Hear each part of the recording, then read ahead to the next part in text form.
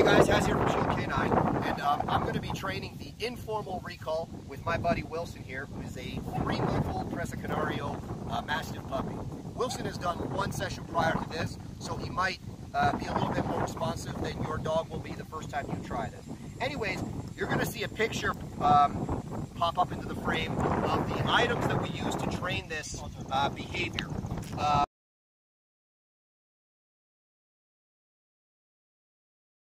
Basically, it's a prong collar, a polypropylene line, and high-value trees. Now, people train recalls different ways. I train two types of recall. I train the informal recall and the formal recall. The informal recall is very simple. All I want to do is teach the dog that when he hears his name, he needs to move towards me.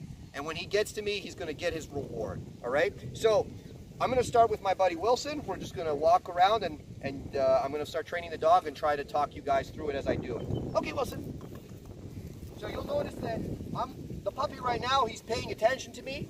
I want to wait until he's not kind of focused on me for when I call him. So I'm going to wait until he's kind of off sniffing something or doing something. Wilson, chip. Good boy. Now you'll notice that the second I said his name, I moved away from him. And when he came towards me, I marked and rewarded. All right? So, again, watch the dog and you'll see he's paying attention to me right now. I'll wait till he's not paying attention to me. Wilson, chip. Good boy. Now, Wilson has a very high desire to please. So you'll notice that every time I say his name, he's pretty much not screwing up and he's getting to me right away. Had he not moved towards me, I would give this line a little bit of a tap. Okay, and I would continue to tap until the puppy turned towards me, and of course the second he comes towards me, I'll start praising the puppy and rewarding the dog. So again, off he goes. Wilson, chip. Atta boy. Now you'll notice that I move away from the puppy every time I call him. The reason that I move away from him is twofold. Number one, it tests the dog's commitment to the recall. So if he's relatively close to me and I call him, maybe he has no problem getting the 4 feet to me to make that recall. However, if I'm moving away from him, all of a sudden 4 feet can easily become 16 feet or even 10 feet, right? So you're making the recall a little bit more difficult for the dog by moving away from him and extending the length of it, which there's nothing wrong with doing that.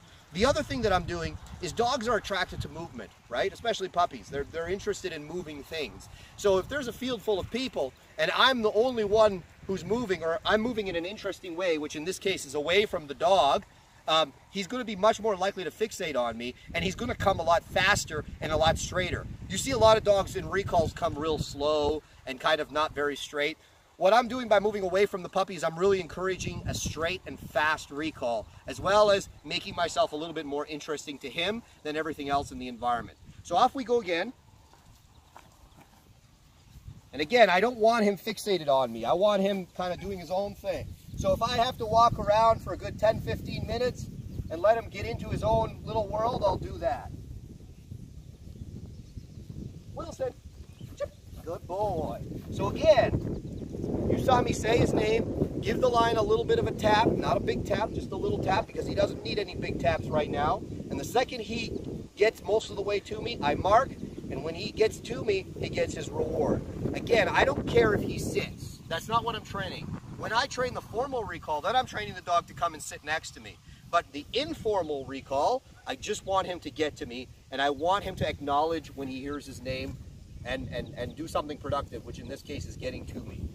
The reason that I teach the recall like this is because whenever I'm calling my dog, I don't always want my dog to come all the way to me. I don't always want my dog to come and sit next to me. Sometimes I just want my dog to close the distance because he's getting a little far out. Or maybe I just want him to not get into whatever it is he's getting into. So if he sees something and he's heading towards it, or if he sees someone or another dog and he's heading towards it, I don't necessarily need to do a full formal recall. I just need to say his name and he'll immediately break off that thing and fixate and make it all the way back to me. So off we go again. I'll do one more of these.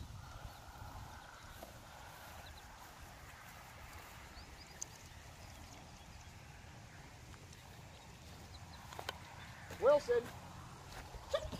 Atta boy.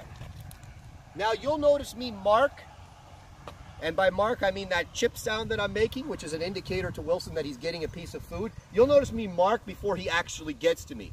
And the reason for that is because I want to let him know, even before he gets to me, that he's doing a good thing. So of course I praise him as he comes back, but that mark really lets him know, hey, there's food coming. And Wilson, good boy, and Wilson is very food motivated. So he wants to work for that food. So I'm using his food motivation to really make learning fun for him, and also to make it much more likely that, you know, he'll follow my instructions. So I'll do one more recall.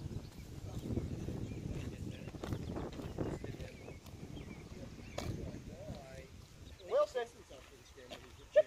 Good boy. So again, you saw him heading to the mud puddle. He heard the recall, which is his name, of course, and he immediately broke off the mud puddle and headed towards me, which is what I wanted. So this, in a nutshell, is the informal recall, and this is how I begin teaching it to a young puppy. Okay, Wilson. Okay. Good boy.